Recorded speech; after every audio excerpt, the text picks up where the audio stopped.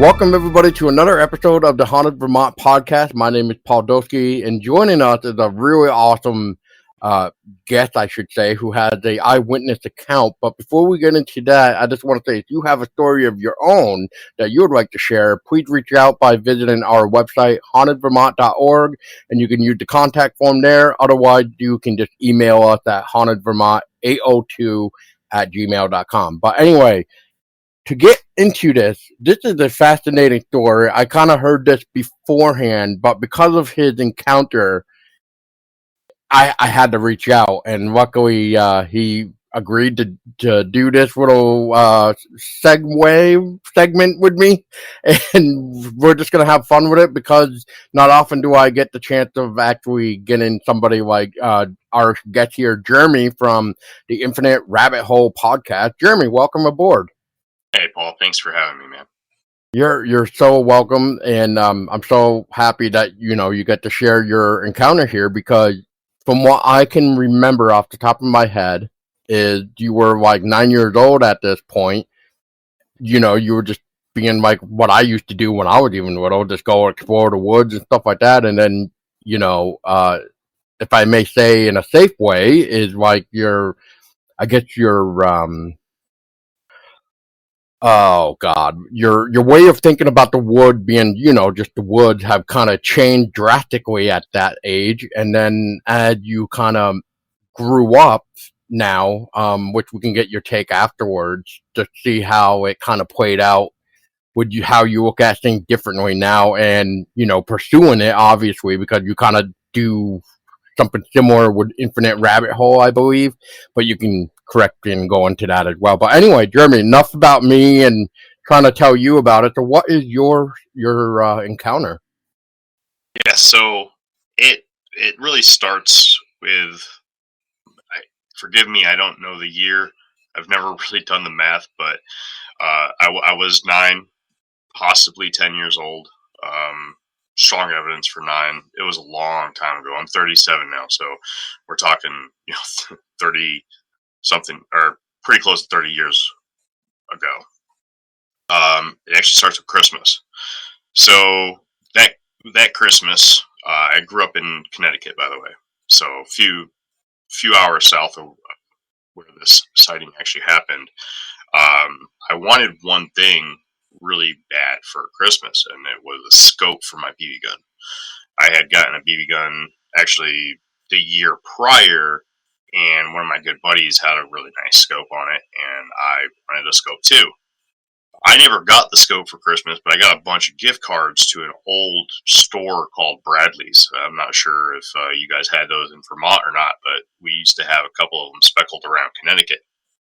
And it was just basically like a Walmart. I know one of the Bradleys near where my hometown is ended up becoming a Walmart after Bradley shut down. Well, it was in January, and my father and I were in Bradley's, and I went to the hunting fishing section and got myself a scope that fit my gun. Not the one I wanted, but it was a pretty cool one. I still loved it at 9 years old. It was spring break that year, so March, April timeframe, and we were going up to a family's property up in Windham County, Vermont. Now, Windham County is southeast. It's about 2 hours, almost to the dot, from where I lived in Connecticut.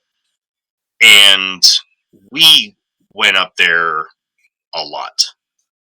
Probably every other month, if not more frequently than that.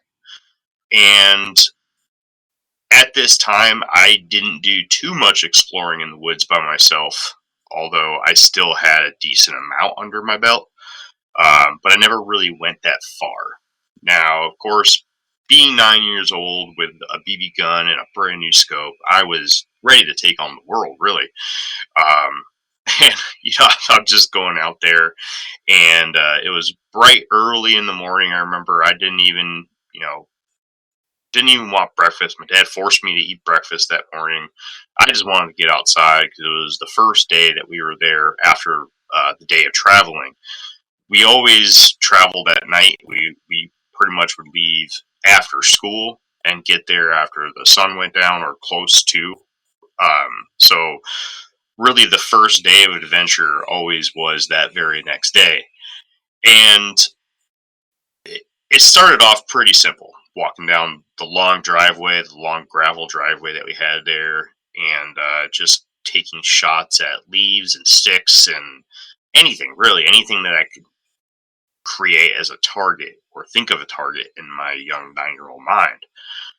Well, I had this bright idea to go down to this area where the owner of the property would mow it down every spring.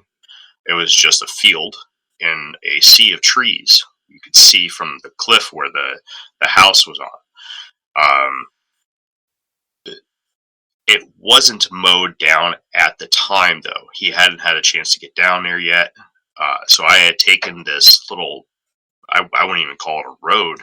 It was a pathway that he had built with his Kubota tractor, um, to get down there. And we had an old makeshift soccer net down there. There were, old bases down there for like kickball and baseball games. And it really wasn't that big of a property, or a piece of land, right? The field was, I would say, roughly an acre, if that, maybe not even 3/4 of an acre. So it wasn't huge, but it did what it had to do for me and my cousins.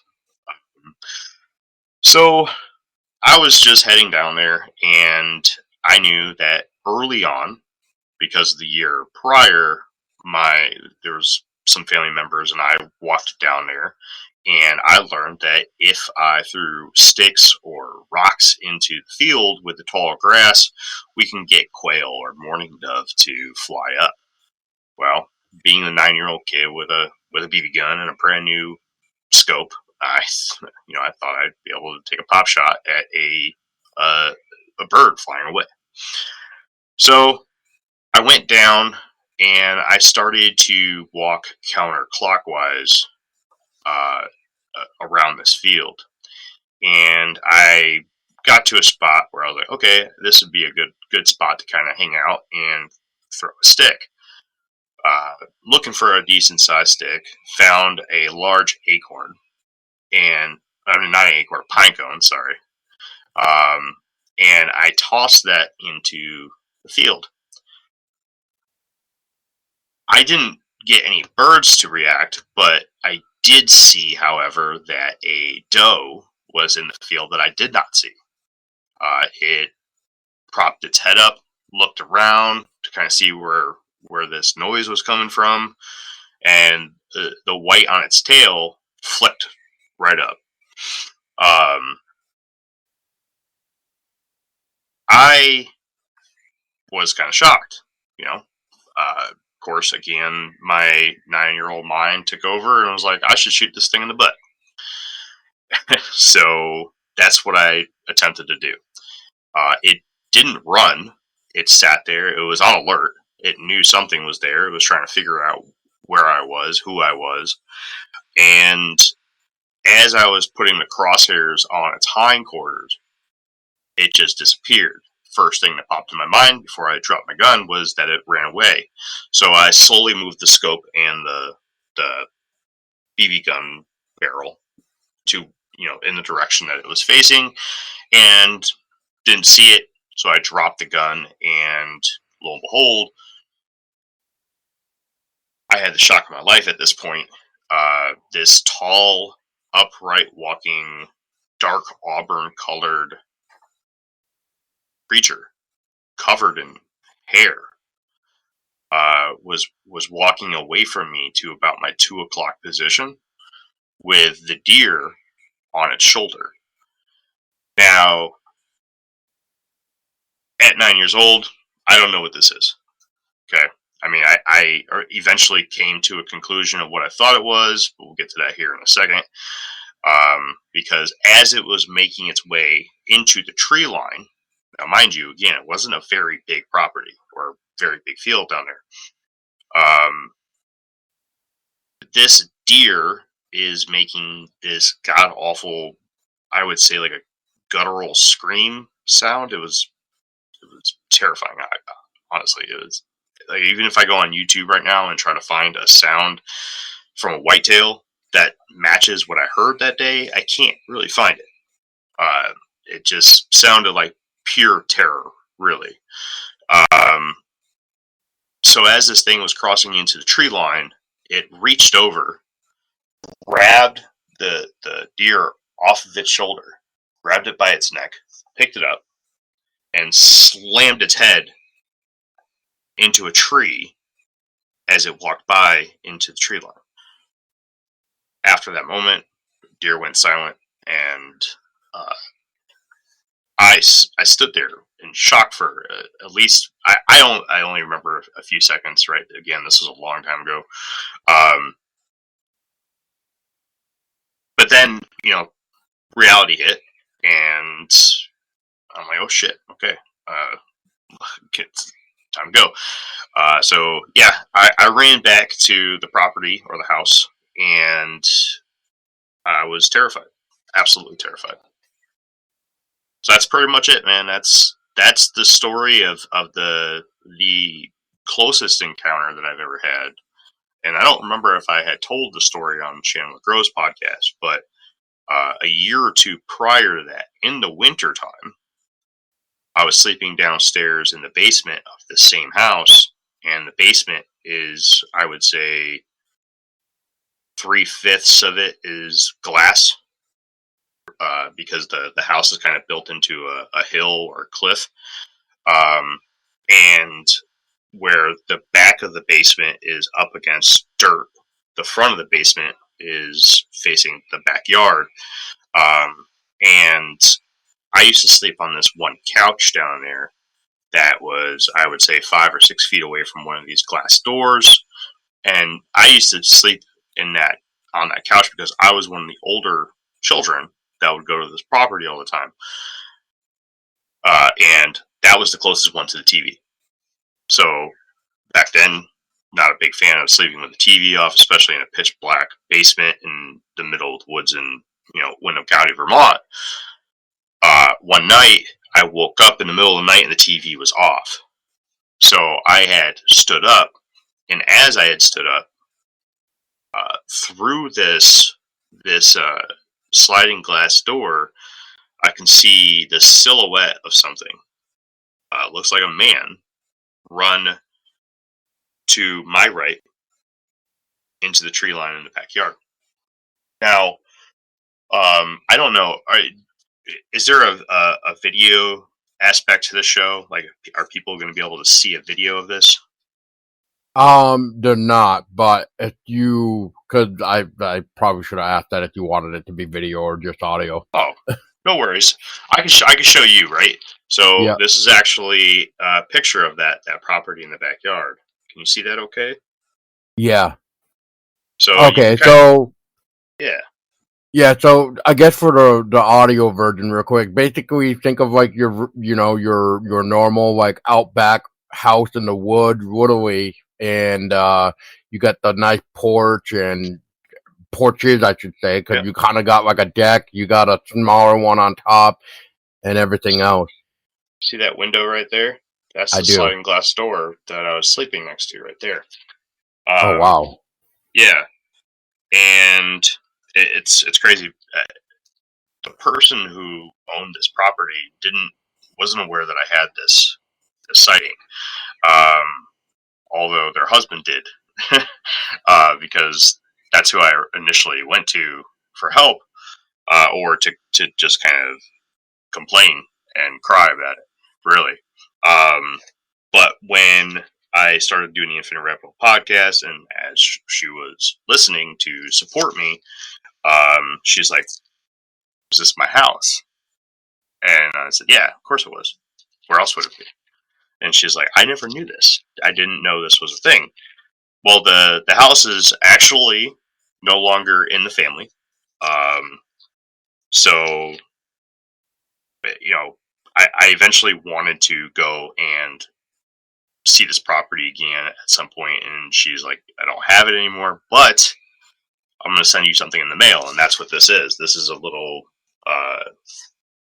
picture book of of everything in the house, really. And this is that downstairs.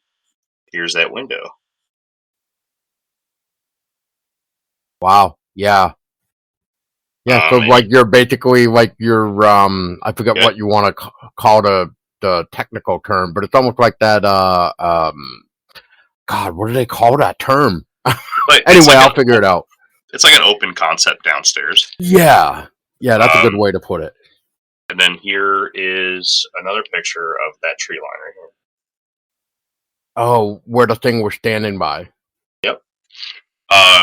Now, you know, I've done a lot of thinking into this particular one. I mean, both of them really, but this one in particular, it just kind of drives me crazy because I mean, at the time of this particular sighting, again, I thought this was just a man. I didn't know anything about Bigfoot, especially at 8, 7 years old, or whenever this particular sighting happened. I was actually pretty lucky because if the TV was on, it would have casted a glare on that glass, and I would not have been able to see outside. There was no lights on downstairs at that time, so thankfully it was dark, and whatever was out there, I was alerted to by its movement. Anyways, long story short, when I noticed it run off into the woods, I jumped back on the couch, did the kid thing, and just threw my head underneath the blanket. And it didn't matter that the TV was off that night. So I just eventually went back to sleep. But that was, I believe, honestly, I don't think it was a man now that I had that, other encounter. I think it was probably one of, or if not the same thing that I saw down in the field that day. Yeah, that's pretty much it in a nutshell, man. No, that's fair. God, I mean, I know you said you never went back to the property and stuff, but like, thinking about it now, even with those the pictures that you have you kind of maybe estimated with even the pictures that you haven't been back of like how tall this thing was from the picture to kind of help you give you an rough idea of how tall it is? Well, I can tell you it was very tall. Now, after the second encounter, the one, if you're going chronologically, the one where I was 9 years old, that would be considered the second one. I went back multiple times after that. But it was probably about when I was the age of 15 or 16, maybe 14, where that was kind of the cutoff of I never went back after that. My dad and I moved from Connecticut to Florida, and it just never became a thing anymore. I never went back to Vermont to see this property ever again. But I can't give you an exact height. 9 years old, I'm not tall myself, but to me, it was extremely tall. But I can also tell you that okay, so if we're going to talk about its build a little bit, what I kind of landed on as a child at 9 years old. Again, I didn't know what Bigfoot was. I could have seen Harry and the Hendersons, but I don't remember it. Even watching it as an adult, I don't remember ever seeing any of the scenes, right? But what I did see, and what connected in my mind, was that it was a werewolf. That it wasn't, a Bigfoot. This thing looked tall. I wouldn't necessarily say lanky, but it wasn't the Patterson Gimlin Bigfoot that you see, right? The northwestern one. It wasn't stocky. It wasn't barrel chested. It was just tall. Tall, and I mean, if I can compare it to any athlete, it'd be a basketball player, not a defensive lineman for the NFL. It would be tall, slender. I mean, I don't remember it looking malnourished or anything. It just looked like a normal build, but tall, very tall, and So the first thing that clicked in my mind was werewolf. I never got to see its face, not once. And the way that it moved, it just looked like it was walking. It was walking pretty fast, but it was walking. Again, never knew what a Bigfoot was. So my 9-year-old mind connected werewolf. Then, of course, I was probably 11 or 12 years old, and I stayed home sick from school one day, and I was just flipping through the channels, and there was a clip of the Patterson-Gimlin film. And I was like, whoa, that's neat. And I watched it. It was on the Sci-Fi Channel. It was the In Search Of with Leonard Nimoy, where talking about Bigfoot. So I watched it. And then from that point on, what I saw wasn't a werewolf. It was a Bigfoot. So I still can't tell you for sure 100% what it was. But the Shannon LeGros interview that I did brought to me some information that I never thought of before. There was somebody who reached out to me via email. Now I get a ton of emails, and this whole thing with this mysterious hair-covered creature in the woods of southeastern Vermont really propelled a fascination and an obsession, if you will. I mean, if you can see everything back here, I have books and books and books of just everything unknown. I am quite the fan of things that are unexplained, and that it was this encounter with whatever it was that propelled me into this.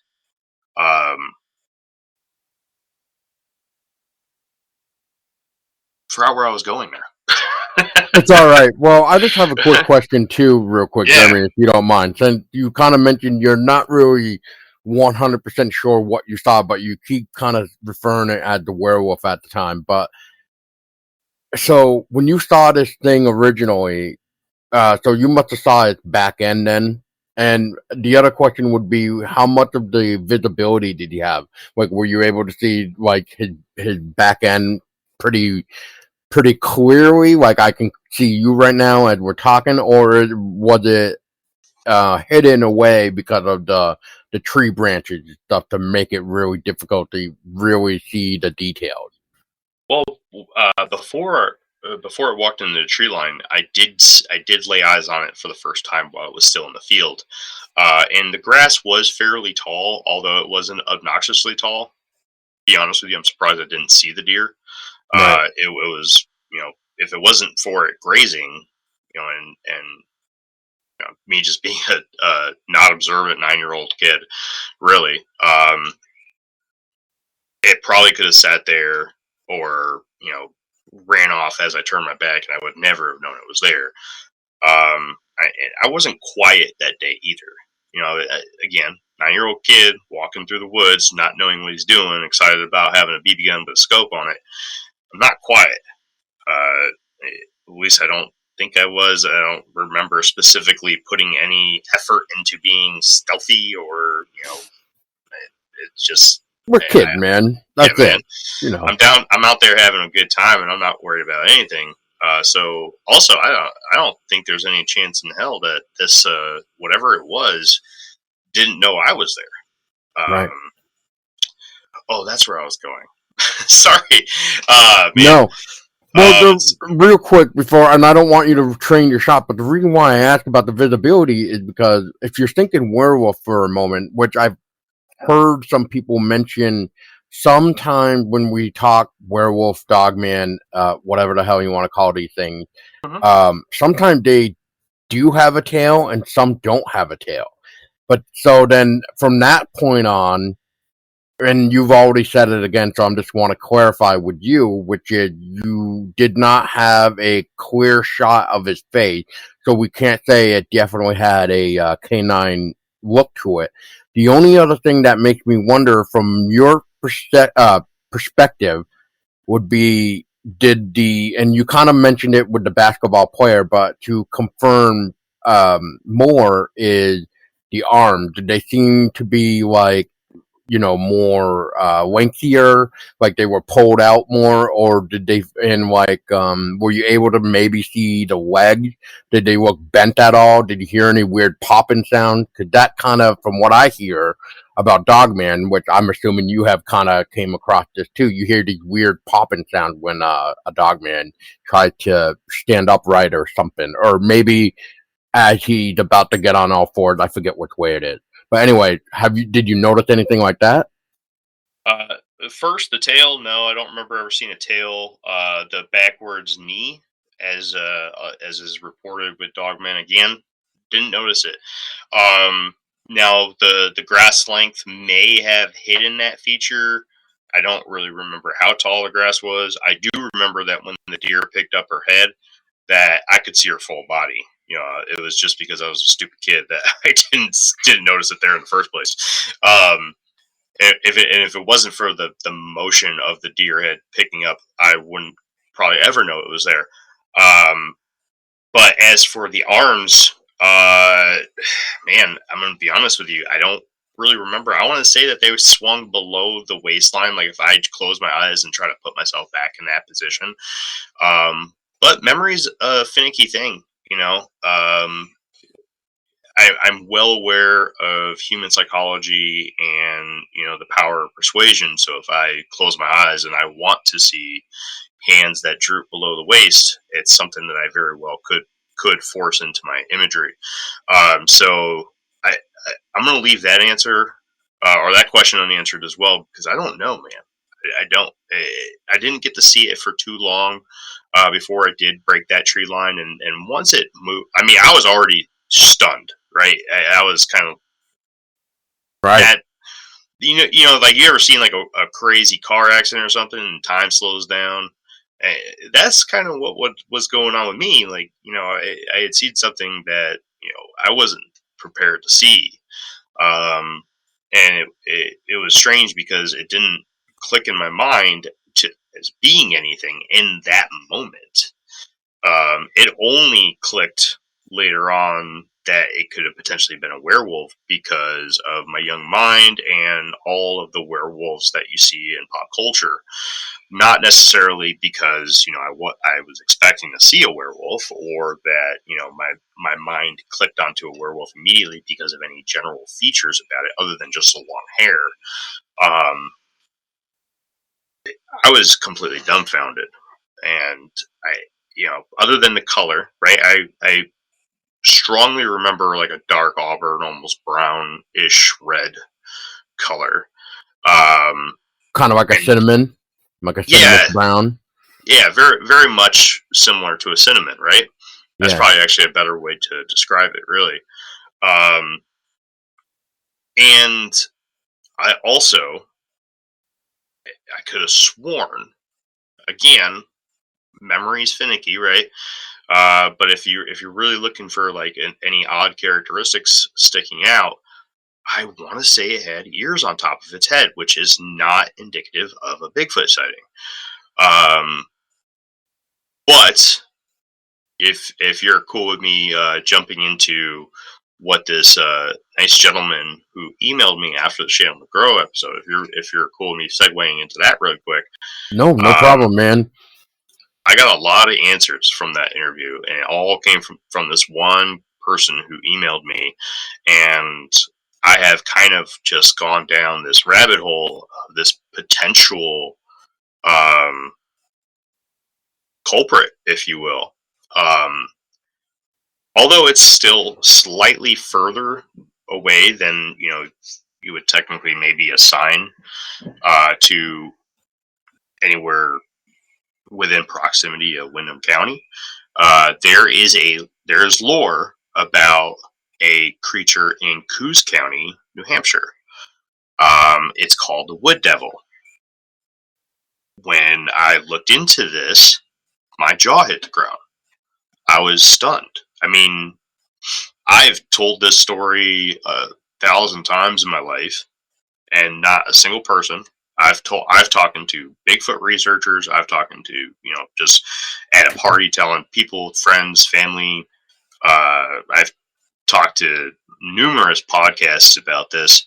Not one person has ever made me aware of the wood devil. Well, the wood devil is a fascinating creature. Have you ever heard of this? I've heard of the name, but that's it. But I also knew it was on the borderline, so that's really all I can remember at the moment. So I highly recommend people look at wood devil if you really want to get an idea of what I believe that I saw. This, I think, is to the T the best description of what I saw that day. Now, I'm just going to read straight off of cryptids.fandom.com. Go to the Wood Devils page here. Now, there is a couple pages online that you can go to for more of this information. But this is just a good, quick synopsis. Are you okay with me reading that real quick? Yeah, go for it, man. Because this is the first podcast I've done where I've talked about this, so I don't really have any prepared script for myself. So just doing the no problem, dude. No, I'm reading something right now myself. So, yeah, and I'm sorry, you're going to be reading it from where again? Cryptids with a Z.fandom.com. Okay, so I found one on NorthAmericanCryptid.com. There you go. I mean, there's pages out there for you guys to learn more about this. But as is described on the website that I pulled it from, I'm just going to read it verbatim so that if anybody wants source information, it again, one more time, is cryptids with a Z.fandom.com/wiki/woods_devil. And it describes this creature, Woods Devil. The Woods Devil, or possibly Woods Devils, could either be a single Bigfoot or more likely a group of them that have roamed the woodlands and hills of Coos County, New Hampshire since the 1930s. These skinny and Sasquatch-like creatures are described as being tall, around 7 to 9 feet, and have shaggy tan gray hair. An unusual trait, slightly similar behavior to the Heidenhind, or even the whirling Wimpus, is that this Bigfoot uses the trees to hide. It is said that these creatures will hide behind a tree when a human is coming and stay behind that tree until the coast is clear. If there is no cover to hide in, the wood devil will stand perfectly still, mimicking a tree. So there's plenty more to read on this page. I don't want to spend this entire interview just reading a webpage for you guys, but just as a brief description, that pretty much gives you a good synopsis of what I saw. And I mean, I think I did that interview a year and a half ago now, maybe even longer. I don't know. Time flies. 2023. I just don't remember what month. Yeah, so it's 2 years at least then. I have dove into quite a bit of wood devil lore and wood devil research, and it's very interesting. I mean, I've come across some pretty well-named Bigfoot researchers that have never heard of wood devils before. They were shocked that this stuff even existed, that, sent them down the Google rabbit hole, and they're like, wow, never even knew this thing existed. And I was like, I didn't either. Well, it does, not to interrupt you, but it clearly is, in a way, from what I'm reading on here, it is similar to a Bigfoot or Sasquatch. So that's probably why we're all dumbfounded when you say wood devil, because, and even with the picture that is shown on the site that I see, if I were to see something like this, of course, obviously, the first thing I am going to even think of is Bigfoot, just because of the way the picture is and how this website that I'm on is, which is different from yours. But, I would be thinking the same thing. It's Bigfoot, Sasquatch. But then, as you were saying, when you start reading more about this, how it's thinner, it's shaggier, skinny, like, yeah, it just makes perfect sense that what else could it be but maybe this wood devil for sure. Yeah, and Coos County isn't too far away from where I was.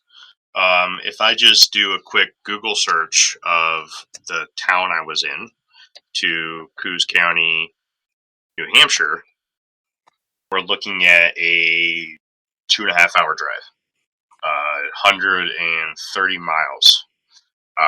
And that's by road. So if you're going by, the way the crow flies, it's probably a lot shorter than that. You probably about 100 miles.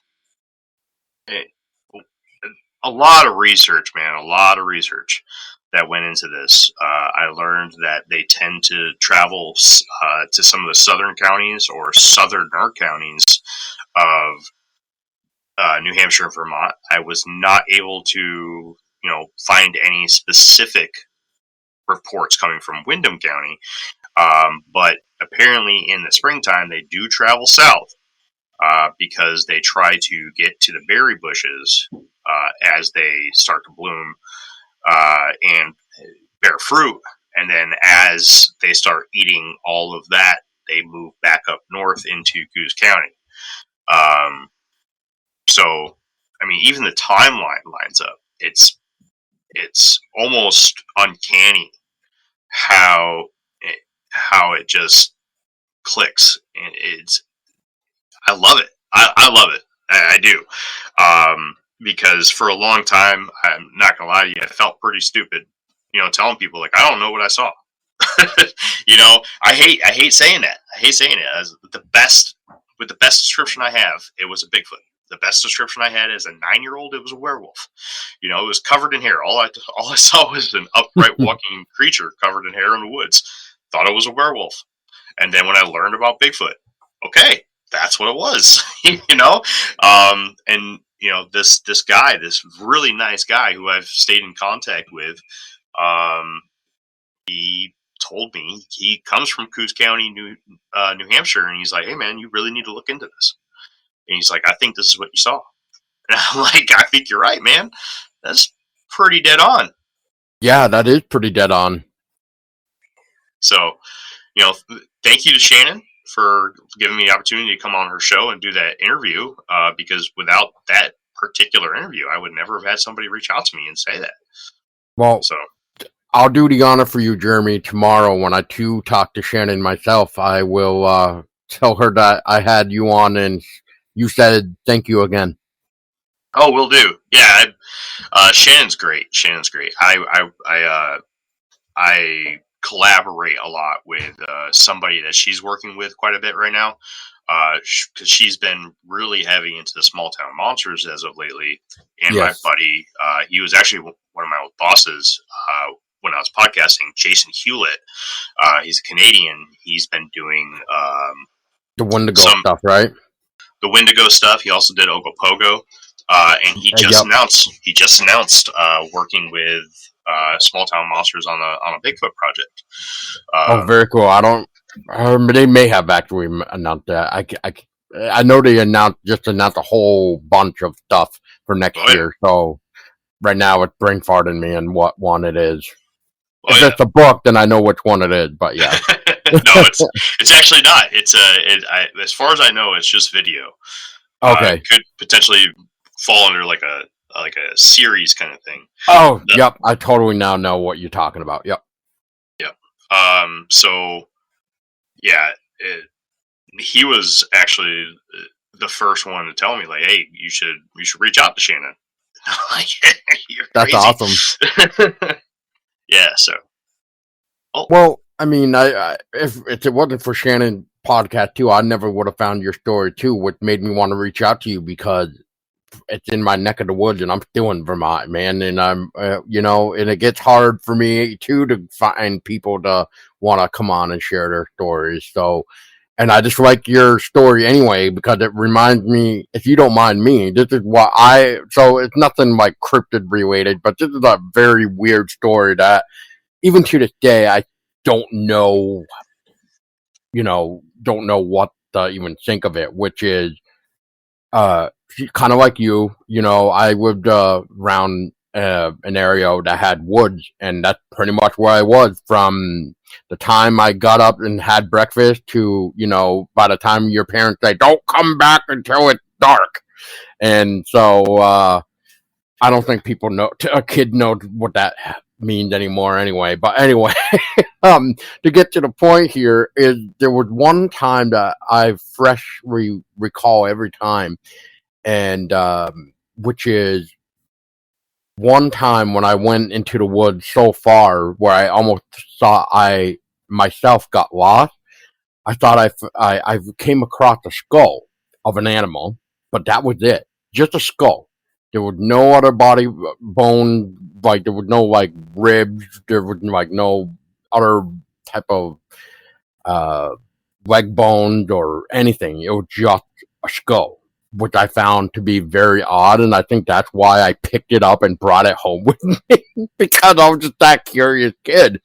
But I also like skulls back in the day, so it's just like, oh, cool, an animal skull. I'm just gonna take this home, not thinking like, oh, what the hell is on this? Like what type of germs or whatever is on it. So, but yeah, I still recall to this day, like they were just bringing home some weird skull of animal, and but when I started to recall the story when I got older, I just remembered there was no other bones around. It was just the head of whatever the animal was. I don't recall what it was. For all I know, maybe it was a deer. I really don't know, but I just thought that was always fascinating. That all I could find was just one piece of bone fragment. Oh yeah, you'd be surprised. Nature has a way of getting rid of all the evidence, and I mean it's not just due to natural degradation, but also predation and scavengers, right? They come in all shapes and sizes. You get Yes. the bigger animals that come by, take the big chunks. They take a leg and they move it, 3/4 of a mile and up a tree, and you'll never see that again. And then you have every insect known to man coming in taking their bits and chunks. So yeah, it doesn't surprise me at all that all you found was a skull. Because honestly, that skull could have been taken from where the kill site was and brought, Yep. miles away and dropped and deposited where you found it. And there was no way that you're ever going to find the body. It's like finding a needle in a haystack, man. Yeah. Yeah. Exactly. And I don't know. I just never been able to share that, so I appreciate that. For somehow your story just makes me think of that. I think that's the first thing I thought of after I actually heard your story. I was just like, oh my god, I remember that one time I found a skull in the woods. So perfect time to share that. But yeah, Good. I mean, it's just weird. But again, it's like you never find bare bone. So what kind of like going back to the subject now, as you were, grew up and got into this weird phenomena of everything, I'm just gonna say, probably not just, cryptid, but maybe paranormal as well. But it's like, well, what the hell is going on? And plus it's almost like just the whole fun aspect of just trying to learn and learn and learn. Like I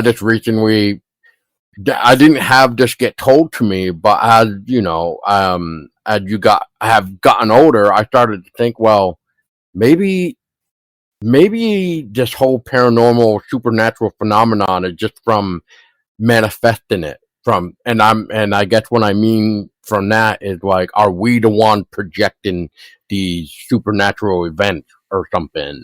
And like, and a good example that I can give is like the TV show Kindred Spirit. They did one, I think it was season 5, episode 2 or something like that. It was the Zombie Boy one, where Amy and Adam, they kind of created their own zombie boys. Basically, they wrote down like the backstory, everything they wanted this zombie boy spirit to be, and as they kind of threw it out there at the specific location and left and came back to test the theory out, they ended up catching what they quote created. So it's like, that's interesting. But then it starts to make you wonder, well, these type of creatures have been around forever. then who was manifesting them back in the day? Well, maybe we got the Egyptians who had Anubis. I mean, we could call that a dogman nowadays, right? Maybe. I mean, could that be our werewolf, guardian of the dead? Because we do technically kind of hear like dogman around cemeteries. So is he kind of being the quote protector of the cemetery? I mean, I don't know. I mean, I'm probably jumping in a whole different rabbit hole now, but I mean, this is the type of stuff that I think about now. It's like, oh wow, like look at all this stuff that we could now kind of possibly just start theorizing, whether it's true or not. But it's like, what really is going out there. Yeah. There's a lot of lore between Dogman and ancient burial mounds, Native American burial mounds. I'm in Wisconsin now, and this whole area that I'm in is nothing but burial mounds, and I'm not far from where the Beast of Bray Road legend comes from. And there's some. If anybody wants some good books, I highly recommend anything by Linda Godfrey. But she does a one book specifically on the Beast of Bray Road, and she dives into that concept quite a bit too, about them being like the protectors of the dead, or some sort of what did they call them? They called them. It's gonna drive me nuts. I'll have to get back to you on that. But like I did a whole thing on the phantom black dog phenomenon as well, and psychopumps. You ever heard of a psychopump? Again, only heard of the name. Unfortunately, that's all that I can recall right now. Yeah. So here's the definition of a psychopomp. A psychopomp is a mythological or religious figure that escorts the souls of the newly deceased to the afterlife. So Isn't that interesting? Like you said, Anubis, right? More of a guardian, but still very similar concept. And then you have a lot of lore from the Latin American countries that specifically tell you to behave to your canine companions throughout your life, because one of them will guide you across that river to the afterlife. That threshold. Yeah. Yep. So there's a lot. Yeah. Oh, crap. I knew I forgot to write the name down. So I did some digging too, because I was kind of curious, because I started to really, like I said, get into the dogman thing a little bit more for some weird reason. And I'm just going to type it in now, just to try to get that name again, and you can recall it right off the top of your head or something. But so anyway, I got curious because after I started to think like dogman cemeteries, kind of like guardians of the dead, and I'm like, and if you look at the Egyptian theory too of what Anubis is supposed to do, he's supposed to judge you by the scale. So one of the things I was curious about for Egyptian lore, I guess, was, well, what if a soul refused to get judged? What happens then? And so basically Anubis won't go after the soul. It will be hunted by this other monstrosity, really, which is like a half lion, half snake, I think, and half something else. But the monster that will just basically just end that escaping soul life, I guess. I don't really know how else to really put it, but yeah, that's the one. Like Anubis will not leave his position, for lack of wording. Yeah. No, I don't. I've never heard that. That's interesting. I'll look into it.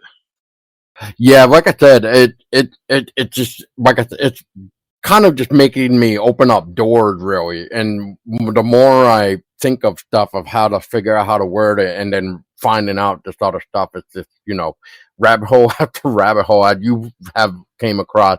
But anyway, so after all this, which I'm kind of glad, like, you finally got your answer after Shannon's show, and I don't want to keep you much longer, man. But wow, like it's actually good to be able to say, hey, you know what, case closed. This sounds exactly, that's what it is, like you just said, which is, again, I'll say, the wood devil. Yeah. No, Again, I'm always leaving my mind open to other possibilities. Hmm. I'm very, very open-minded when it comes to this kind of stuff.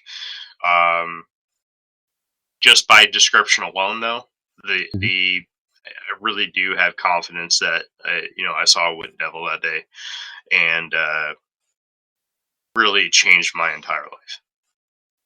Yeah, and before I let you go, Jeremy, which by the way, I just want to say thank you for your time again. This has been awesome, and I'm glad that we were able to share this too, this new finding for you too. And the last thing I just want to ask, and you may have thought of it for all I know, but have you thought of like and you hear this a lot with UFO abductees, right? They get hypnotized to try to go back to that moment. Have you ever wanted to try that? To see if you can Yeah, get, pull more details out? go to do some hypnotic regression therapy. Yes. um, I mean, I have, right? So, give you a bit of a background on myself. I served 8 years in the Navy, and Thank you. no, thanks for support. I got medically retired for mental health reasons. And most of it has to do with PTSD, with a specific event that occurred while I was in the service. And I never necessarily went through hypnotic regression therapy, but there was a lot of stuff that they did poking and prodding uh, that brought up aspects of my life that I didn't really want to talk about with people. You know, life sucks, right? And everyone has their stories. My childhood, other than the couple bright spots like getting to go to Vermont every once in a while. One of my parents was basically never home, and the other one was well, it was rough. That's all I can say. So a lot of that came up in therapy in the Navy, and I don't. I kind of shun away from that kind of stuff. Now, if anybody's out there dealing with PTSD, depression, anxiety, or any mental health situation, I was able to get through the bulk of my issues thanks to a therapist. Very important to find the correct therapist, somebody who wants to actually help you. I had issues with people, trying to push certain drugs on me, and just I was a check in the block. That I highly recommend. If you need help, get help, but make sure you're going to the right sources. Um, Something like um, regressive therapy. Uh, I would be afraid that somebody who doesn't actually care about my case is doing it. Um, I would want to get to know that person very well before we did that. Um, I don't. I have a natural distrust for people sometimes. I think that's pretty common for a lot of people. So giving somebody open reins to go poke around in my head, um, don't really want that. it's, I actually have my podcast is, like you said, the Infinite Rabbit Hole. It's not, you're not going to go on there and hear about cryptids every day. You're going to hear about some sort of mystery. And I have a whole 2 rows of books. My bottom 2 rows on this side of my bookshelf right here. I mean, it's probably a good, I'd say 30-35 books dedicated to uh, psychiatric mysteries.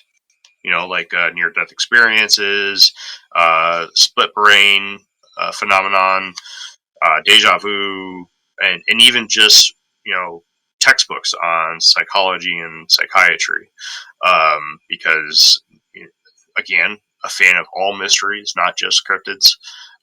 And one of the my favorite mysteries is the human mind.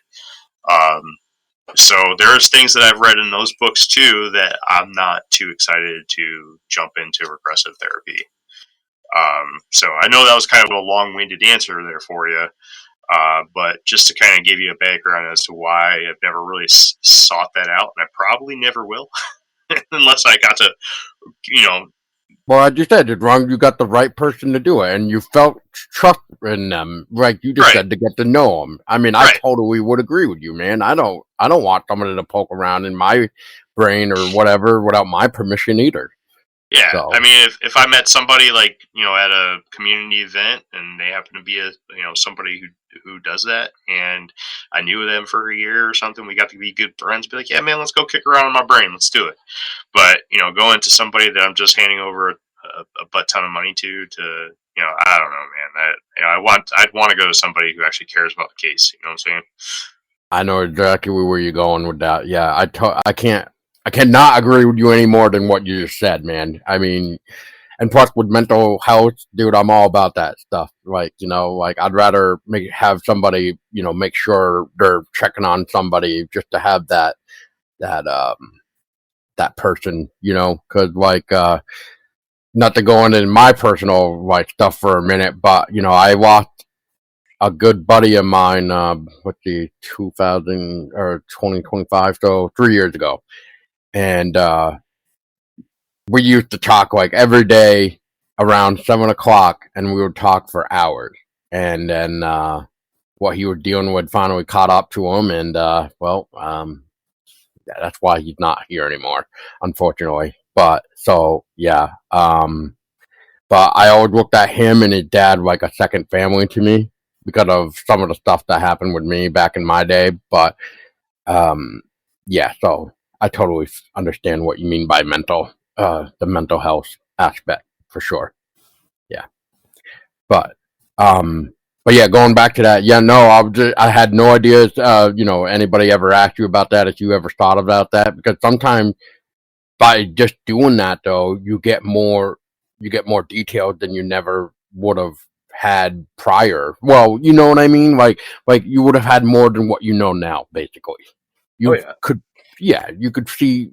I mean, I know they can really get you back into that moment where you can sometimes even see it more clearer than when you were actually there, which is, well, you probably read about that anyway. Oh yeah. Like it's just interesting.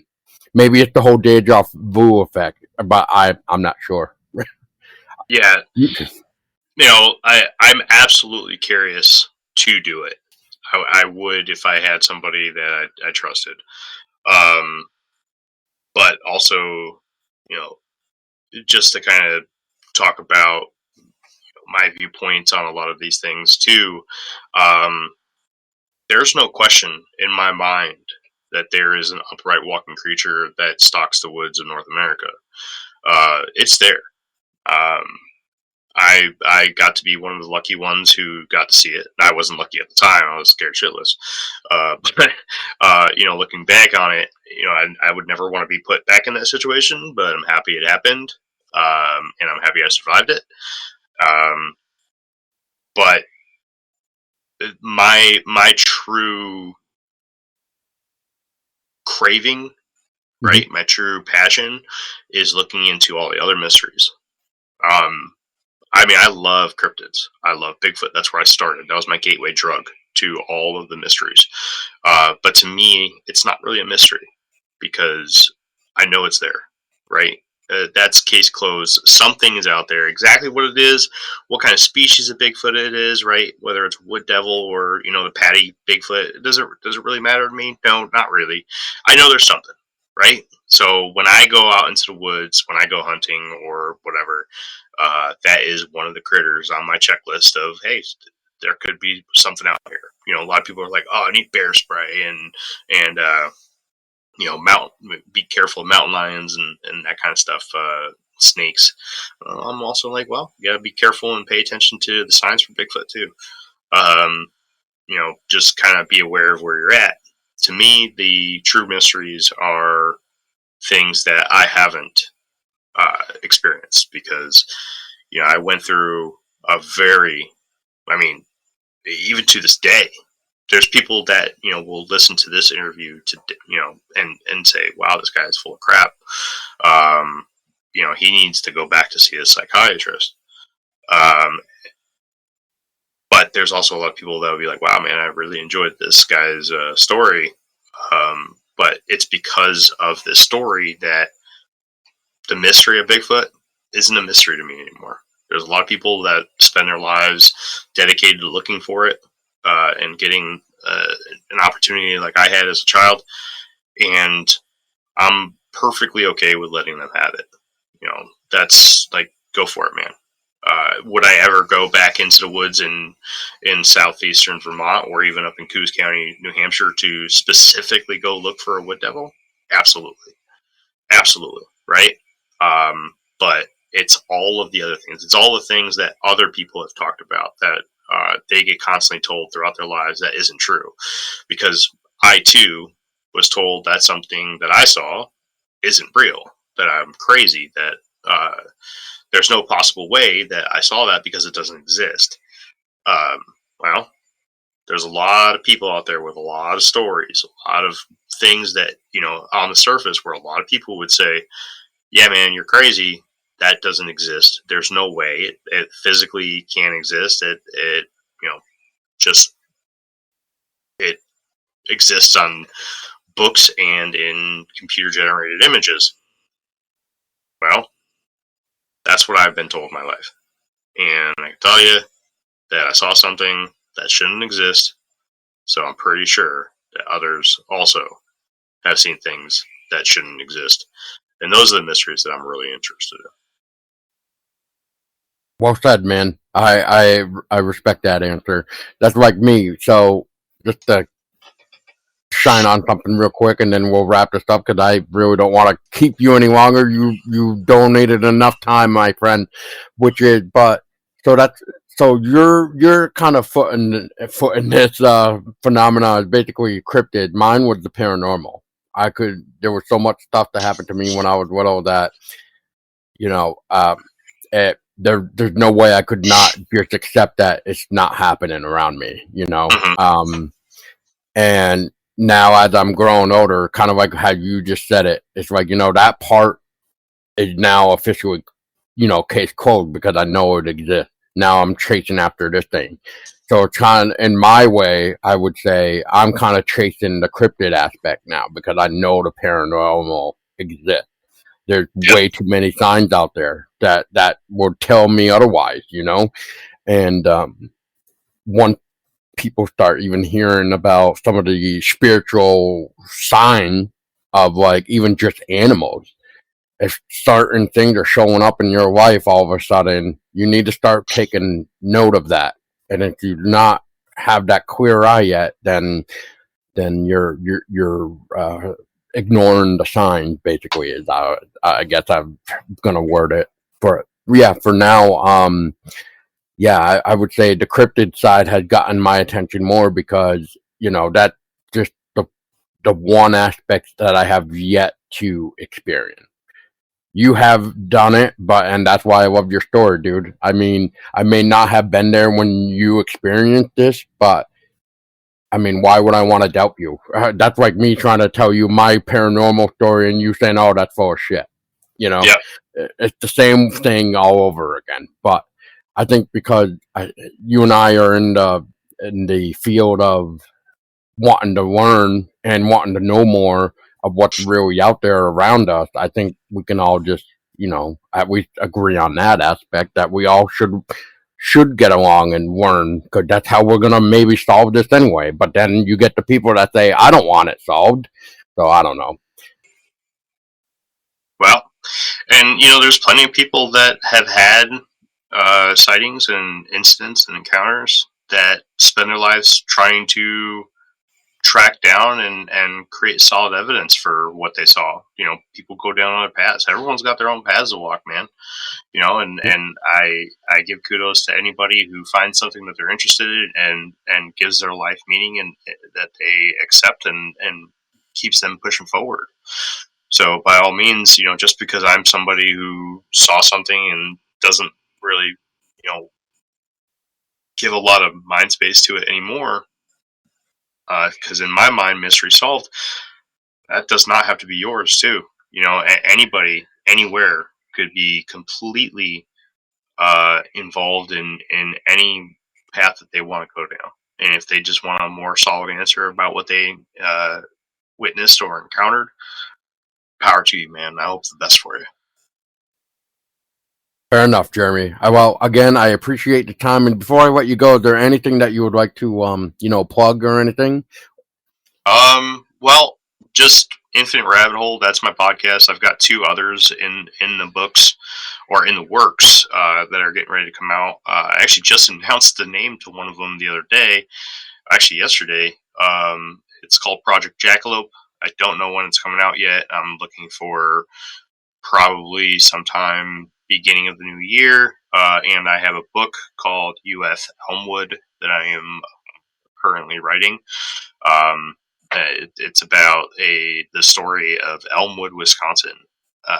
Absolutely fascinating story. The history that this small town has, and the people there have really embraced me. I'm a huge part of their yearly festival, UFO Days, and their historic society and their local library have given me a ton of things that I'm fairly certain that nobody's ever seen outside of the town of Elmwood, Wisconsin. I don't really have a published date for that yet because I've been working on it heavily for over a year now. And it will be my first published book, but if you ever see that on the shelves, give it a read. I'd really appreciate that. Could be a year from now, could be 2 years from now, could be 10. I don't know. But it will get out there, I promise you. And it will be called UF Elmwood. And that's thanks to, I was giving a bus tour at the festival this year, and this really nice little kid named Wyatt, he goes, "Hey, what's the name of your book that you're working on?" And, it was something lame like UFOs over Elmwood or something. He's like, "Man, that's terrible." And he's like, you should call it. And I was like, "What's that?" He goes, "You should call it UF Elmwood." And I was like, "Unidentified flying Elmwood." And I looked at his mom, and I was like, "Could I do that?" She's like, "Absolutely." And I said, "Listen, bud, when I do, I'm going to put a page in there describing what you just did with your name and everything." And I have his address, I have his name, everything. And I said, when this book comes out, I'm going to send you a signed copy, and I'm going to send you 2 others. And I said, I need you to sign both of them. And I said, I want one for me, and I want to send one to Elmwood Historical Society with both of our signatures on it. So, mom was all very happy about it. Wyatt was extremely happy about it too. But yeah, it'll be called UF Elmwood. And that's really the only plug. Infinite Rabbit Hole. It's it's my That's podcast. fair enough, dude. Well, you talked about trying to go into other mysteries real quick. So I guess to end it on that, is there anything that you're looking into right now that you're kind of looking at, anything that's more fascinating as far as mystery wise that's catching your attention? Well, man, there's a lot of mysteries that are catching my attention, but right now I've been doing a lot of guest appearances, and I've been prepping for a couple events coming up. I just got done doing something with AutoCrit with Lyle Blackburn. So I was doing cryptids there for a while, so I dove into cryptids really heavily for about 2 months. I have another one coming up on UFO disclosure here in November, and then on Mother's Day in Fond du Lac, Wisconsin, I'm speaking at the CAPS convention as part of another basically UFO panel. I'll be headlining with 2 others in Fond du Lac for the Cryptids and Paranormal Society convention in Fond du Lac, Wisconsin on Mother's Day, 2026. So right now, a lot of my research is going into UFOs.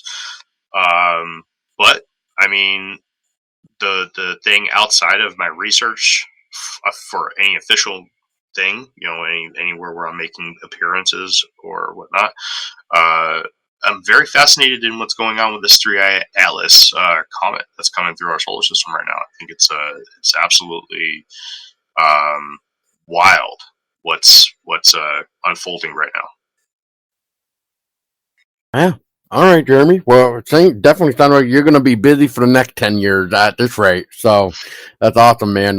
Congratulations for that. And yeah, I'll have to keep an eye out for that book as well, just because I'm just curious myself now. And yeah, I mean, hopefully it doesn't take that long, but you know what I mean? I mean, it sounds like they gave you a lot of material that you got to go through, though.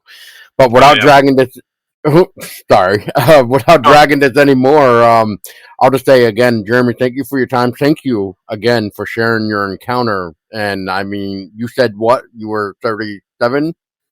I'm 37 yet. Soon to be So 38. I'm 38. So if that was the case, and if you were 8 or 9 or 10, you said, so that's gonna, if I did my math right, you're looking at 97, 98 probably Yep. when of the year. So who knows? Like you said. But yeah, on that note, for everybody else, well, I guess you know the drill, and this is the appropriate time for me to say this, like I normally sometimes say, which is everybody keep your eyes open because you just never know what you're going to stumble in the woods. Have a good night.